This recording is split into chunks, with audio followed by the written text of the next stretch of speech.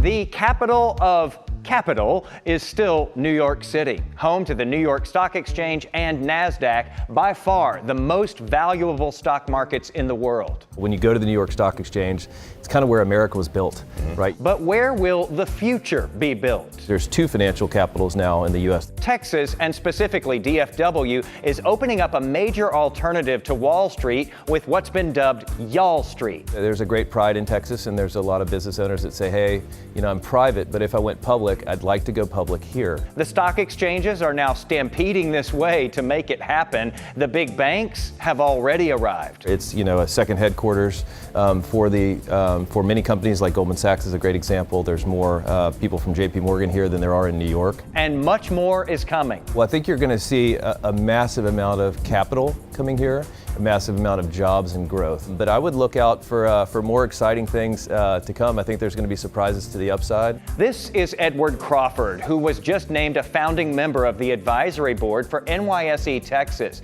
That's the new Texas branch of the New York Stock Exchange, which rang its bell at AT&T Stadium for its kickoff here last year. And just like in New York, it has familiar competition here from the new NASDAQ Texas, which had its rollout at the Alamo this month, taking both of them on a totally new rival, hoping to come online this year, called the Texas Stock Exchange, which just put out an unsubtle ad of a Texas Longhorn on home turf, shattering the Wall Street Bull.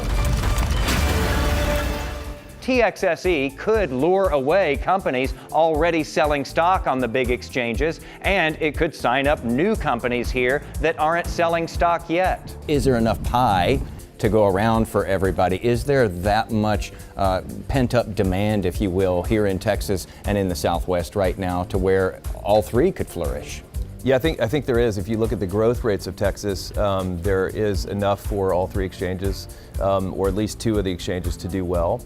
A lot of it will depend on the continued growth of the state of Texas. NYSE Texas was the first of the three to set up shop here and has already gotten more than 100 companies listed, but those are dual listings. They already sell stock in New York. When might we see new companies here going public with a stock exchange here in Texas? I think as businesses look at these exchanges in the next year or two, I think you might see a couple that are saying, hey, I would like to just go. We've had interest just go in Texas, as well as dual listing. So I think it'll be a both and I think it'll be very interesting over the next 2 to 3 years to see how it shakes out. It will be interesting. And so will my follow-up straight ahead tomorrow on Daybreak, when we talk about whether Texas is investor-friendly enough and about the company NYSE Texas chose as its first listing.